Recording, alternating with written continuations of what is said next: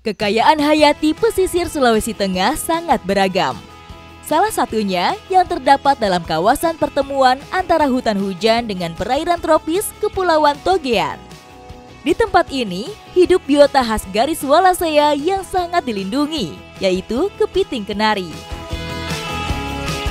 Di Desa Kambutu sering mendapat barang sitaan berupa hewan yang dilindungi. Nah, kali ini bersama dengan perangkat desa, saya akan mengikuti kegiatan pelepasan hewan yang dilindungi, kepiting kenari. Ikuti jejak saya, jejak petualang. Salah satu syarat pelepas liaran hewan adalah sulitnya akses yang dapat dijangkau oleh manusia. Perilisan kepiting kenari kali ini masih berada di daerah yang sama, tepatnya di pesisir dan jauh dari pemukiman. Nah, tujuannya untuk menjaga populasi kepiting kenari agar tidak punah dan juga menjaga kembang biak dia semakin bertambah banyak. Lokasi yang kami tuju berada di sisi selatan Pulau Kalemo, terletak pada radius 5 km dari desa terdekat. Karena air mulai surut dan kapal tidak memungkinkan untuk ke tempat tujuan, jadi kita harus berjalan kaki dan sedikit memutar. Meski satwa ini dilindungi, perburuan kepiting kenari tetap marak dilakukan. Jumlahnya yang semakin terancam membuat aparat desa turun tangan menjaga keberadaannya di alam dengan melepas liarkan semua hasil tangkapan. Belum sampai di tempat rilis, ternyata tengah jalan kita nemu tempat tinggal habitatnya si kenari. Dan dilihat dari lubangnya yang besar nih, kayaknya kemungkinan besar juga ukurannya. Potongan dedaunan segar menjadi bukti keberadaan penghuni lubang ini. Biasanya dalam satu lubang itu cuma berisi satu kepiting kenari, karena dia nggak bisa berkelompok. Kalau berkelompok pasti akan berkelahi.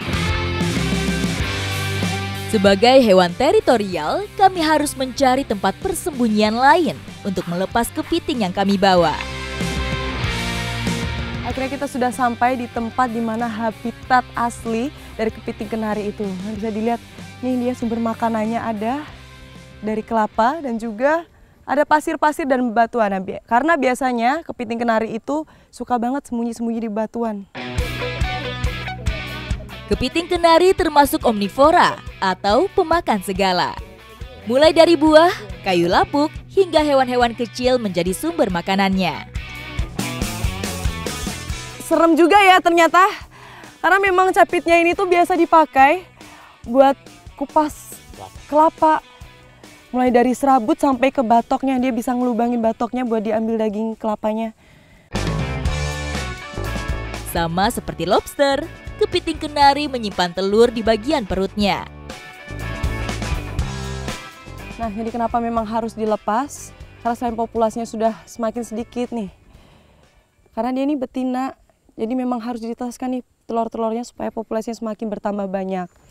Nah, ini walaupun 5 tahun usianya, tapi rasanya kalau dipegang tuh kayak nggak ada 1 kilo.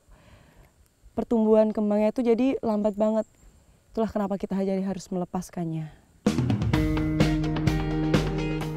Butuh 30–50 tahun hingga hewan bercapit ini mencapai ukuran maksimalnya.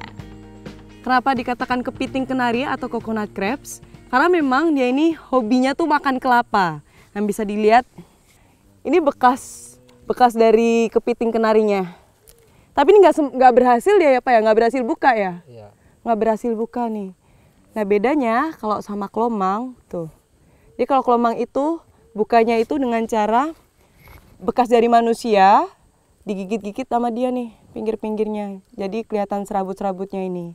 Tapi kalau kenari, buka kelapanya itu dari atas.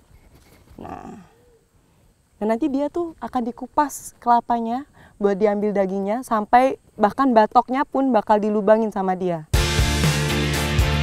Capitan krustasea ini memiliki kekuatan hampir 90 kali lipat bobot tubuhnya. Nah, sekarang kita mau rilis kepitingnya, karena ini tempatnya sudah cocok banget nih. Ada batuan, tebing, dan juga ada lubang-lubangnya. Selain bersembunyi di lubang alami yang telah tersedia, kepiting kenari juga dapat menggali permukaan berpasir.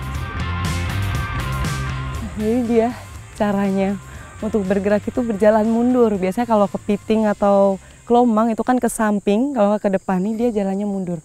Dan dia kalau sudah berjalan itu pasti langsung mencari lubang untuk tempat dia berlindung. Memilih tempat persembunyian yang tepat termasuk bentuk pertahanan hewan ini dari serangan predator. Merilis hewan dilindungi merupakan tanggung jawab semua pihak. Dengan harapannya, hal kecil seperti ini bisa menjaga ekosistem tetap seimbang. Ikuti jejak saya, jejak petualang.